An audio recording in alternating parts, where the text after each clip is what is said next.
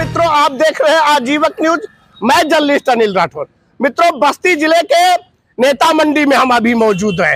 यहाँ आज संडे का दिन है, काफी कम लोग तो मौजूद हैं, लेकिन ये कुछ लोग जो बुद्धिजीवी लोग हैं, जिनको राजनीति की एक समझ है, ये चाय पीते चाय पे राजनीति की चर्चा करते हुए हमें दिख गए हैं। और आइए हम जानते हैं, इनसे बात करने की कोशिश है आपका। और बस्ती के लोकसभा चुनाव को लेकर के क्या कहना है आपका? मैं राकेश पांडे गांधीयन हूँ। मुझे बस्ती में गांधी के रूप से लोग जानते हैं, बस्ती के गांधी जी। और गांधीयन फिलॉसफी को मैं चलाता हूँ जी। यही मेरा काम है। बस्ती जो लोकसभा चुनाव अपने चरम पे है, कुछ घंटे शेष है, सारी मोहरें लगभग सेट हो चुकी है। इस चुनाव को लेके क्या कहना है आपका? इस चुनाव में सिर्फ एक ही मुद्दा चल रहा है, 2-3 मुद्दे खास तौर से प्रभावी हैं। एक तो बेरोजगारी है, महंगाई है और चिकित्सा है जी। बस्ती जनपद या पूरे प्रदेश की बात करें तो पूरे प्रदेश में महंगाई और बेरोजगारी फैली हुई है।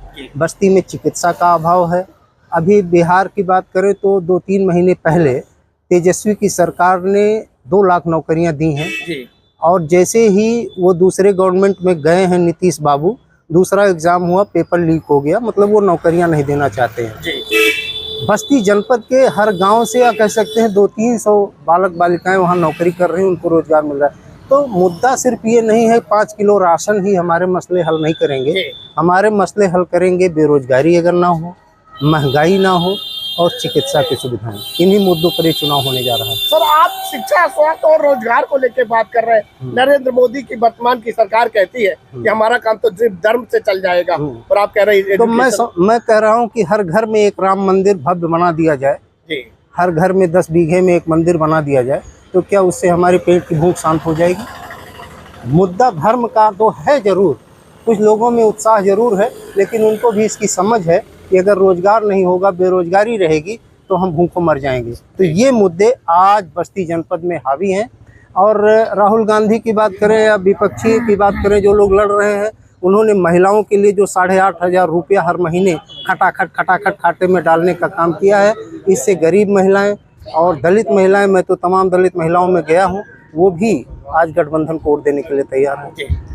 लोकसभा चुनाव में उत्तर प्रदेश में बस्ती बहुत गर्म रहा, यहाँ का राजनीति खास तौर से। यहाँ पे जो जिस तरह से राजनीति में कैंडिडेट बदले गए, तोड़े गए, और जिस तरह से रहा, बस्ती का माहौल एकदम गर्म रहा। अभी बस्ती के राजनीति को लेकर क्या कहना? बस्ती की राजनीति में माहौल कैंडिडेट के आने जाने का जरूर था, थोड़े दिन प्रभाव रहा था इसका, लेकिन आज बस्ती का मतदाता केवल 2 ग्रुप में बंट के रह गया है कि या तो उसे निकम्मी सरकार के साथ रहना है, प्रदेश की और देश की, और या तो उसके खिलाफ अपने मसाइल को हल करने वाले सरकार के साथ रहना है।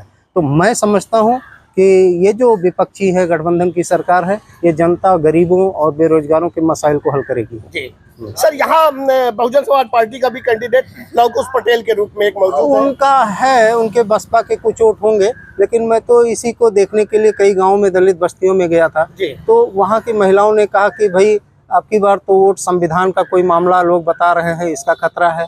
दूसरे जो विपक्षी राहुल गांधी हैं, उन पे भरोसा किया जा सकता है, क्योंकि उन्होंने इसके पहले 72,000 करोड़ रुपए माफ किए थे, कांग्रेस की सरकार थी। तो अब 8,500 रुपया हर महीने वो बता रहे हैं खटाखट देने के लिए, तो उसके लिए हम उनको वोट करेंगे। सर, अंत में बस्ती मंडल की जनता से इस चुनाव को लेकर क्या अपील करेंगे? बस्ती जनपद क्या, बस्ती मंडल की जनता से अपील क्या करना है, उनको अपने सुविधाओं के लिए, अपने रोजगार के लिए और अपने आगे आने वाली पीढ़ी के लिए जीना है, ताकि आगे चल के उनके जो जनरेशन है वो उनसे न पूछे कि जब देश जल रहा था या देश में बेरोजगारी थी, महंगाई थी, और आपको अवसर था कि उसको बदलने का, तो आपने ऐसा क्यों नहीं किया। तो इसके लिए वो तैयार हैं और वो इस सरकार को बदलने के लिए भी तैयार है। नेता मंडी कही जाने वाली इस न्याय मार्ग पे मौजूद है, चाय की चुस्की के साथ राजनीति की चर्चा में मशगूल दिखाई दे रहे थे। आप क्या कहना है सर इस राजनीति को लेके आपका? इस राजनीति को कहना कुछ नहीं है, जो कहना था जनता समझ चुकी है। अब आने वाली 25 तारीख को सब लोग बदलाव के मूड में हैं और पूरा देश बदलाव के मूड में है, बस्ती के साथ साथ।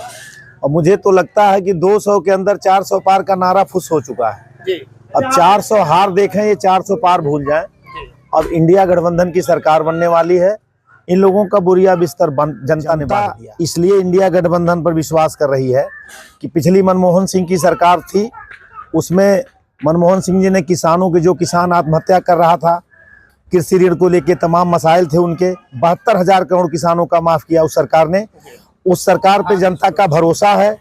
खाद सुरक्षा बिल लाया उस सरकार ने, जो उसको ये बांट करके महिमा मंडित हो रहे हैं, सब पिछली सरकार ने किया है और पिछली सरकार पे जनता का भरोसा है। सर आप कह रहे हैं कि गठबंधन की सरकार बढ़ रही है और वर्तमान सरकार कहती है कि वो पप्पू है, मुझे कुछ पता नहीं है, और ऐसा ही बोलती है उनके संबंध। हाँ, वो सही कह रहे हैं। पप्पू कहते कहते वो स्वयं समाप्ति की तरफ बढ़ रहे हैं और पप्पू बहुत आगे, रेस से बहुत आगे बढ़ रहे हैं। पप्पू प्यार की मोहब्बत की दुकान चला रहा है, पप्पू नफरत नहीं बांट रहा, चूंकि ये नफरती लोग यही बोलते हैं। हताशा और निराशा का परिचय है। भारतीय जनता पार्टी हताश और निराश दोनों हो चुकी है और बस्ती के लोग जान चुके हैं कि दबाव प्रेशर की पॉलिटिक्स चल रही है ऊपर से नीचे तक। जो कैंडिडेट मजबूत है उसको दबा करके उसका टिकट कटवा देना, उसको चुनाव मैदान से हटा देना, एक कुचक रच करके चुनाव जीतना चाहते हैं। और इनके कैंडिडेट को भी 10 सालों में जनता जान चुकी है, पहचान चुकी है। ऐसे में इनका कहीं कुछ अब रह नहीं गया, इतना तगड़ा विरोध है कि इनका सबकी राजनीति होगी तो जनता इसको समझती है कि किसके साथ क्या हो रहा, क्या नहीं होना चाहिए।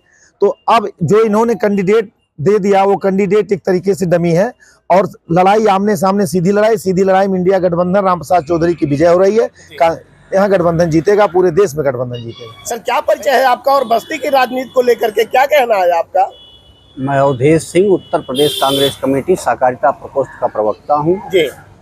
और बस्ती की राजनीति 10 सालों से बस्ती राजनीतिक रूप से शून्य हो चुका है जी। 10 साल में जनता हर मोर्चे पर परेशान है। व्यापारी परेशान है, किसान परेशान है, नौजवान परेशान है, मजदूर परेशान है, महिलाओं का उत्पीड़न हुआ है। इसलिए बस्ती की जनता वर्तमान सरकार से नाराज चल रही है। जनता में काफ़ी आक्रोश है और जनता आने वाली 25 तारीख को अपने वोट के माध्यम से इसका जवाब देगी। भारतीय जनता पार्टी का प्रत्याशी आने वाले 4 जून को धराशायी हो जाएगा। इंडिया गठबंधन के तरफ से जो प्रत्याशी आपका उतारा गया है समाजवादी पार्टी से रामप्रसाद चौधरी के रूप में, तो जनता में ये कहना है कि रामप्रसाद चौधरी और हरीश द्विवेदी में बहुत अंतर नहीं है, दोनों पुराने नेता है, एक जैसे है, सामंतवादी विचारधारा के नेता है। इसको लेके क्या कहना आपका? नहीं, ये गलत है। रामप्रसाद चौधरी बहुत ही समझदार और धैर्यवान नेता हैं और रामप्रसाद चौधरी काफ़ी दिनों से बस्ती की राजनीति में अपनी पहचान बनाए हुए हैं। और रामप्रसाद चौधरी एक ऐसे नेता हैं जो हर वर्ग की मदद करते हैं। किसी भी जाति, किसी भी मजहब का व्यक्ति अगर उनके पास किसी काम से जाता है तो उसको वो सम्मान देते हुए उसके काम को तरजीह देते हैं और उसका काम करवाने का काम करते हैं, उसकी मदद करने का काम करते हैं। इसलिए ये बात निराधार है। रामप्रसाद चौधरी सामंतवादी विचारधारा के कभी नहीं रहे, वो हमेशा समाजवादी विचारधारा के रहे, समता मूलक समाज की रचना करने का काम करते रहे। इसलिए ये आरोप निराधार है और रामप्रसाद चौधरी बस्ती की जनता के बीच काफ़ी लोकप्रिय हैं। इसका रिजल्ट आने वाली 25 तारीख को जनता उनके पक्ष में मतदान करके उन्हें विजयी बना करके देगी। अभी आपके एक साथी ने ही कहा कि रामप्रसाद चौधरी गठबंधन का कैंडिडेट चुनाव जीत रहा, आप बताएं क्यों जीत रहा, कैसे जीत रहा वो? रामप्रसाद चौधरी गठबंधन के कैंडिडेट के रूप में चुनाव इसलिए जीत रहे हैं क्योंकि आपने देखा होगा कि गठबंधन के नेता राहुल गांधी पिछले दिनों 3,500 किलोमीटर से ऊपर की पदयात्रा करके एक मिसाल कायम किया है। पिछले 100 वर्षों के इतिहास में इतनी लंबी पदयात्रा पूरी दुनिया में किसी नेता ने नहीं किया है और इतनी लंबी पदयात्रा करके राहुल गांधी पूरी दुनिया के सबसे बड़े नेता बन चुके हैं। पूरी दुनिया में आज राहुल गांधी का नाम लिया जा रहा है। देशवासियों का क्या लाभ हुआ था? उस पदयात्रा से देशवासियों का यह लाभ हुआ कि पदयात्रा करके राहुल गांधी ने देशवासियों के दर्द को समझा, देशवासियों के बीच में कि क्या क्या समस्याएं हैं, किन समस्याओं से जनता जूझ रही है, उन समस्याओं को समझने का, उन समस्याओं को परखने का काम राहुल गांधी ने किया। और देश के लोकसभा का चुनाव हो रहा है, इसलिए उन्होंने अपने घोषणा पत्र में सभी वर्गों के लिए कुछ न कुछ करने का काम किया है। जैसे महिलाओं के लिए 1 लाख रुपया सालाना, 8,500 रुपया प्रतिमाह सभी महिलाओं के खाते में दिया जाएगा। नौजवानों के लिए प्रथम नौकरी पक्की होगी, 1 लाख रुपए सालाना। कोई ग्रेजुएट पास हो, बीकॉम, बीएससी या बीए पास हो या पॉलिटेक्निक ITI हो, सबको 1 लाख रुपए की अप्रेंटिसशिप दी जाएगी, जिससे नौजवान जो है